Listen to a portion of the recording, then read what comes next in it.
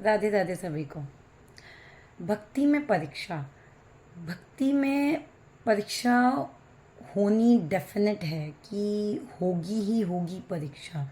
जैसे जैसे आप अपनी भक्ति के पड़ाव पे आगे बढ़ते चले जाएंगे, जैसे जैसे आप ये सोचेंगे कि मैं भगवान का और नाम जाप करूं और मेरे अंदर भक्ति आए और मैं भगवान की पूजा करूं और मैं उनके पाठ पढूं और मैं सेवा करूं, जैसे जैसे आप इन इन चीज़ों पे आगे बढ़ते चले जाएंगे, वैसे वैसे आपके लाइफ में परीक्षा आती चली जाएगी। और वो परीक्षा इसलिए भी आती है कि आप कितना दृढ़ हैं अपनी भक्ति में, क्योंकि ये संसार माया रूपी है और इसमें जब आप भक्ति करते हो तो परीक्षाएं आती हैं और आप उनसे डगमगा जाते हो। जैसे कि आप कुछ भी अपने स्कूल में, अपने लाइफ में कुछ भी याद करते हो, कुछ भी पढ़ते हो, तो उसमें परीक्षा होती है। परीक्षा होती है तभी आपको पता चलता है कि आप किस स्तर पे हो, कौन से स्तर पे आप पहुँचे हो। ओके, तो इसी तरीके से जब आप भक्ति में, स्पिरिचुअलिटी में आगे बढ़ोगे तो आपकी पथ पथ पर परीक्षा होगी। उसी से आपको पता चलेगा आपका कितना धैर्य है, आप कितना रुक सकते हो, आप कितना सहन कर सकते हो। अगर आप किसी भी स्थिति को सहन कर गए तो आपका जो लेवल है वो ऊपर बढ़ जाएगा। जैसे सेम एज क्लास में होता है, आपने एग्ज़ाम पास कर लिया, आप अगली क्लास में चले गए, फिर उस क्लास की पढ़ाई करी, फिर आपने वहाँ का एग्ज़ाम्स पास करे, फिर आप उससे अगली क्लास में चले गए। बिल्कुल उसी तरीके से भक्ति में होता है। आप जितना लेवल क्लियर करते चले जाओगे, और यहाँ पर लेवल क्लियर करने से मेरा ये मतलब है और सभी संतों का ये मतलब है, मैं कोई अपने से नहीं बता रही हूँ। मैं भी प्रेमानंद महाराज जी को सुनती हूँ, हमारे प्यारे पूज्य नरेश भैया जी हैं जो कि गाज़ियाबाद से, मतलब नादिया निकुंज करके वो वहाँ से बोलते हैं, सत्संग करते हैं। तो क्या कहते हैं, उनको भी नरेश भैया SNBN करके उनका चैनल है, तो उनसे मैं उनको सुनती हूँ। ये दो संत जन हैं जिनको मैं ख़ास तौर से सुनती हूँ। तो मुझे ये ही उनसे पता लगा, और भी कहीं से जैसे छोटी छोटी क्लिप्स देखते हैं तो उनसे यही मालूम चला है कि हमको धैर्य बनाए रखना है। घर में बहुत सी लड़ाइयाँ होती हैं, आपको कोई भक्ति नहीं करने दे रहा है, ज़बरदस्ती कर रहा है, आपके ऊपर गलत गलत इल्ज़ाम लगते हैं, बहुत कुछ होता है, या फिर सब कुछ घर में नॉर्मल है भक्ति में, तो बाहर आप जाओगे, किसी भी आप अपने इंटरव्यू में फ़ेल हो जाओगे, अपनी लाइफ के उसमें फ़ेल हो जाओगे, या कुछ ऐसा एक्सीडेंट हो जाएगा जिससे कि आपके हाथों पैरों में कोई चोट आ जाएगी, या आपको कोई बीमारी हो जाएगी। किसी भी तरीके से ये परीक्षा है।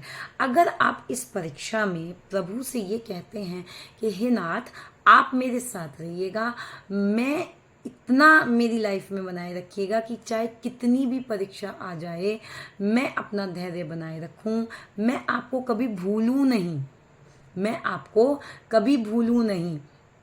ये जो है बड़े संतों ने ही कहा है। और हमारे हनुमान प्रसाद पोद्दार जी महाराज जी, जो कि गीता प्रेस के संस्थापक चालक रहे हैं, उनका भी यही कहना है कि आप प्रभु से ये बार बार कहिए, हे नाथ, मैं आपको कभी भूलूं नहीं।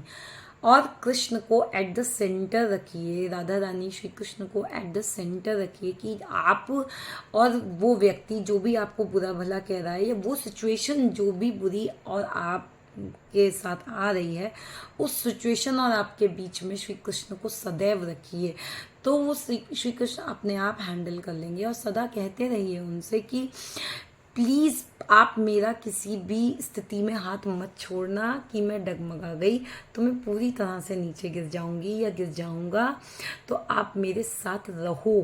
परीक्षा बहुत होती हैं, परीक्षा में आपके घर वाले कई बार ऐसा होता है बिल्कुल साथ नहीं देते, यहाँ तक कि आपको मारते हैं, पीटते हैं, छुड़वाने के लिए आपकी भक्ति, बहुत कुछ होता है, बहुत कुछ, बहुत बहुत बुरा बुरा होता है। आप किसी भी संत महात्मा को, बड़े को देखेंगे तो आपको बहुत देखा ही देगा कि उनको बहुत तकलीफ़ें सहन करनी पड़ी हैं। बहुत गलत गलत लोग संबंध बता देते हैं, आपके गुरुओं से गलत संबंध, आपको, आप उनको सुनते हैं ना, तो वो आपका गलत संबंध बता देते हैं उनको, ताकि आपकी कमज़ोर चीज़ पे वार होगा तो आप हिल जाओगे, हिल जाओगे तो आप छोड़ दोगे। आप भले ही दिखावे के लिए मत करो, आप अगर ऐसा हो रहा है तो आप मत दिखाओ आप क्या सुन रहे हो, क्या बोल रहे हो, बस अंदर ही अंदर, जैसे महाराज जी कहते हैं, नाम जप करते रहो, जैसे हमारे भैया जी कहते हैं, आप अंदर ही अंदर स्मरण करते रहो, मत दिखाओ किसी को। मगर अगर आपका गृहस्थ जीवन है तो उसको निभाओ, अंदर ही अंदर प्रभु से प्रार्थना करो, पल भर में तोड़ के मत जाओ। एक तो हमारी संस्कृति भी ये नहीं सिखाती है, माना कि हमको बहुत ज़्यादा सहन नहीं करना चाहिए, लेकिन अगर आप भक्ति के पथ पर चल रहे हो तो आपको सहन करना पड़ेगा। ये मान के चलो, जो बुरा व्यक्ति जिसने भी बोला है आपको गलत, या जिस भी सिचुएशन ने आपके सामने चुनौती रखी है, वो सिचुएशन जानबूझकर प्रभु ही पैदा कर रहे हैं, उस सिचुएशन के रूप में प्रभु आपके सामने आए हुए हैं। उस व्यक्ति जो आपको गलत सलत बोल रहा है, बहुत चीज़ें होती हैं, करेक्टरलेस भी बोला जाता है, बहुत गलत संबंध बता दिए जाते हैं, बहुत गाली गलौज की जाती है, मारपीट की जाती है, पर ये मान के चलो, आप ये कहो कि हे नाथ, इस सिचुएशन के रूप में आप आए हो, इस व्यक्ति की गाली के रूप में आप आए हो, आपने मुझे इतना बुरा भला बोला, आपने ऐसी कृपा मुझ पे बरसाई, आप सदैव मेरे साथ रहना, इसी तरीके से मेरे साथ रहना। ये तो बहुत छोटी सी परीक्षा है, आप मेरे साथ रहना, मगर कुछ ऐसी मत देना परीक्षा जिसको मैं पार ना कर पाऊँ, और अगर देना तो मुझे पहले ही उसके काबिल बना देना। इतना भक्ति में दृढ़ रहने के लिए बहुत कुछ करना पड़ता है, बहुत कुछ करना पड़ता है, लिटरली। मैंने अपने लाइफ में देखा है, मेरी मदर ने ही मुझे सिखाया कि स्पिरिचुअलिटी में रहना चाहिए। तो लाइफ में लड़की हो या लड़का, हर तरीके से प्रॉब्लम्स आती हैं।